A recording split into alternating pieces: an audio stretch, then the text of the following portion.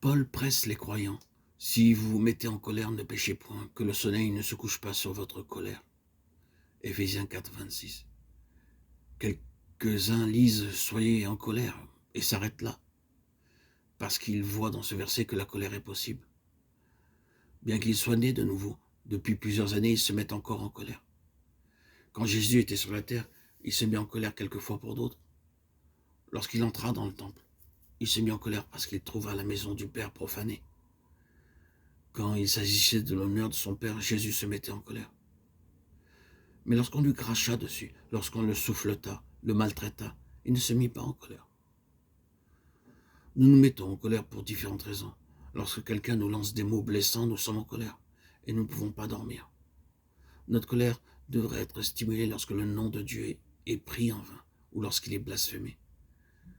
Ces paroles de Paul, ne péchez point et que le soleil ne se couche pas sur votre colère, servent à nous souvenir que nous devons être conséquents et ne pas aller au lit en colère parce que le diable sera là toute la nuit. Et cela lui donne une occasion. Ne donnez pas accès au diable, Éphésiens 4, 27. Le jour suivant, nous serons enflammés pour le diable et non pour Dieu. Nous avons besoin de confesser les moments où nous péchons et aller nous coucher en n'ayant rien contre qui que ce soit. Paul nous dit aussi que celui qui dérobait ne dérobe plus, Éphésiens 4, 28. Comme il y a de nombreuses formes de mensonges, il y a de même une variété de formes de volets.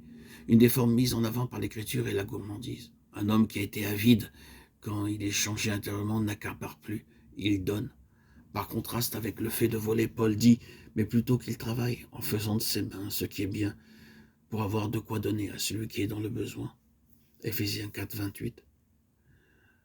L'accapareur devient maintenant un donateur. C'est la véritable sainteté. Non pas seulement s'arrêter de dérober, mais également commencer à donner. Un tel homme est également libre à l'égard des choses. Il est prêt à partager avec les autres.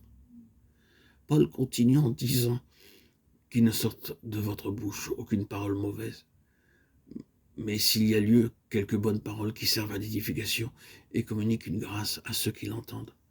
Éphésiens 4, 29.